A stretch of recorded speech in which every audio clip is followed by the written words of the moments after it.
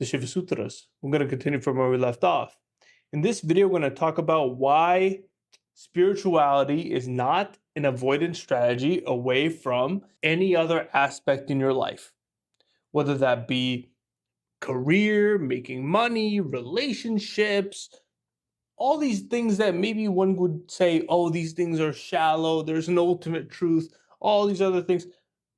In truth, the person that is ultimately spiritual, the person that has the most capability within this lane, can be successful in any realm of existence, in all facets of existence, and guess what? Chooses the path that is right for them. A true choice. Not something, oh, well, I suck at here, I suck here, and I'm just going to funnel myself because I have nowhere else to go. That is not what that is.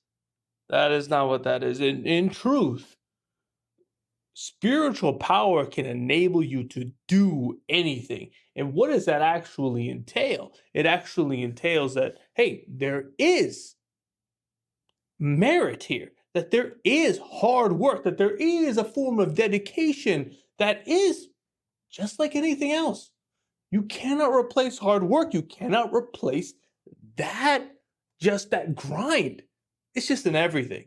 And it's here as well. And that needs to be respected, and that is understood within the Shiva Sutras, that hey, that there is a ladder to climb. Not only in understanding, but power. And we're going to the Shiva Sutras. We're going to go through the next set exactly from where we left off. And they deliberately right now are talking about what is keeping you in check. It's not like you automatically have it. You know, even the Advaitins.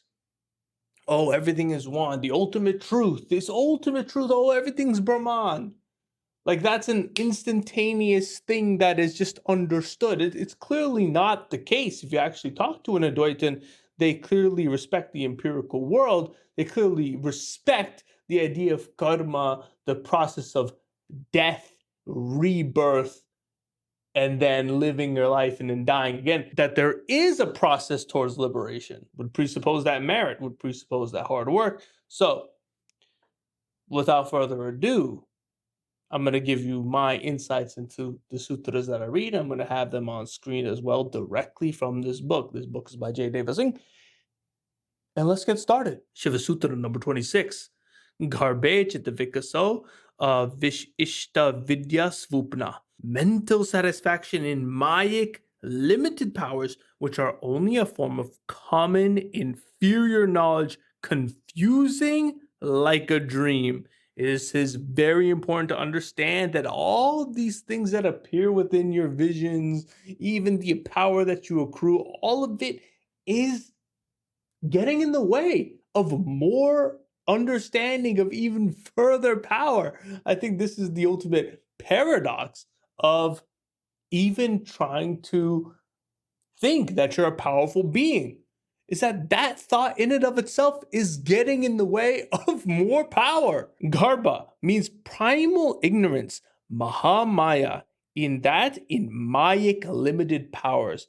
Chitya Vikasha means satisfaction in the limited phenomenal powers. Even in Patanjali's Yoga Sutras, you will see that Siddhi, that these powers are an obstacle towards that samadhi, towards that true equanimity, that true understanding, that experiential form of bliss. Shiva Sutra number 27. Vidya samutane sva pavikye ke chare shiva vasta. On the emergence of spontaneous supreme knowledge occurs that state of movement in the vast unlimited expanse of consciousness, which is Shiva state, the supreme state of reality. So it's important to understand in this Shiva Sutra, what is it meant by the emergence of spontaneous supreme knowledge? And here we'll get into the commentary on the appearance of the previously defined vidya, on the spontaneous emergence of vidya, which occurs merely by the wish of God and which rejects all limited powers as worthless. Ke chare mudra, meaning movement in the vast, unlimited expanse of consciousness is manifested. So what is this ke chare? You might have heard that word within the Shiva Sutra itself. This Kechare is the state of Shiva who, as the processor of that state, is the Lord of consciousness. It is self-delight welling up from within. Meaning what? It is the practice. This appearance of knowledge can only happen through that learned regiment, that real closing of the eyes, focusing on a singular point, having nothing else. Only then, only through that grind, does that knowledge appear. Shiva Sutra number 28, Guru Rupaya. The guru who has attained self-realization can alone help the aspirant in acquiring it. This is the evidence we need. The importance of the guru, absolutely paramount. There is nothing more important than you beseeching someone of greater knowledge, of greater shakti, in order for you to ascend, in order for you to actually climb and to actually understand these things. It is quite categorical within Sanatana Dharma, the importance of a guru. You'll see it in the Tantras. Doesn't matter what mantra you're doing or you got it from some website, whatever. Categorically, it says in the Tantras, hey, if you're not initiated by the guru, this is just a row of letters. There's nothing special about these letters. Nothing. If you don't get it directly from a guru, the Bhagavad Gita, hey, beseech a learned teacher, beseech somebody of greater knowledge. Sri Krishna says this himself. The guru is absolutely paramount in all sorts of dimensions. You do not exist in a vacuum. Oh, I'm so powerful, I'm so great, I'm going to read this book, I'm going to gain this knowledge, and oh, I'm going to practice these things I did online. By that interconnected web, you are a consequence of this wave of existence. It took a number of different things that came before you to get to you, and this is where you are. That's what karma is. It's that cause and effect, and you are a part of that cause and effect. You are a part of the wave. You can think of it like neurons. You can think of it like the brain, the interconnected web of information and how things travel and how the information and the energy that travels through that advanced network is pretty much like spiritual knowledge and spiritual power with this interconnected web of beings and aspirants of Sanatana Dharma. You could think of it like that. These traditions, this understanding is so important. The guru's grace is absolutely required. And this idea of self-realization, this idea that you just can't go to anyone and say that, hey, I want this knowledge, where can I get it from? It's quite clear that the knowledge from someone else, that other person needs to be of a very powerful state. If it's within your karma to find a guru, then it's within your karma. If it's not, then better that you do practices that are safe without a guru instead of just finding a random person that will fool you and trick you and ultimately lead you astray in the wrong path and you gaining no spiritual merit. It's far better to have no guru than a bad one. Shiva Sutra number 29, Matraka Chakra Sambodha. From a pleased guru accrues enlightenment regarding the group of letters. So important here.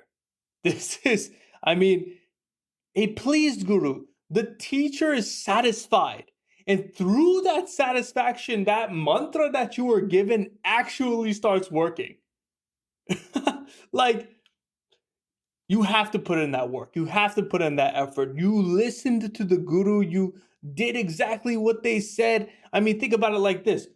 A teacher in like a trade school, like woodworking, and you have to build this cabinet from scratch. You have to sand the wood yourself. You have to put these things together. You have to nail in the hinges, everything.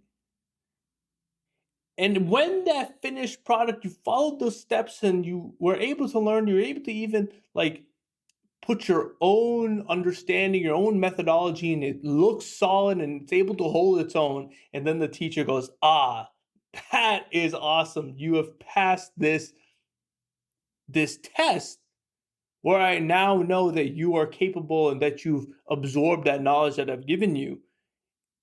And it's that emotional resonance, even within the teacher, that allows that next level of spiritual growth. Like, it's such an interesting interaction when your guru is pleased with you.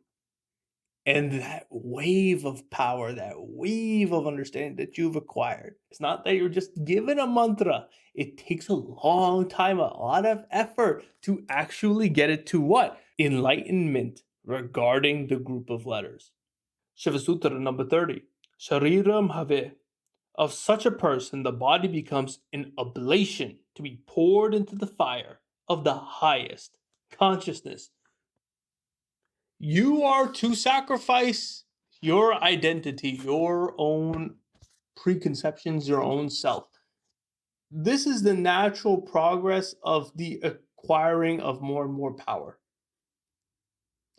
Any resistance to this self-immolation is a direct contradiction to any form of bliss, any form of supreme understanding. The biological senses and the instinct of the human being, it will be totally fighting against that. This is that grinding in the gym. That's that burn. That's the soreness after a hard session of weights. You can't separate the hard work. You can't separate the aftermath. You cannot separate that pain from anything worth having. This is not an avoidance strategy away from your problems. It's not.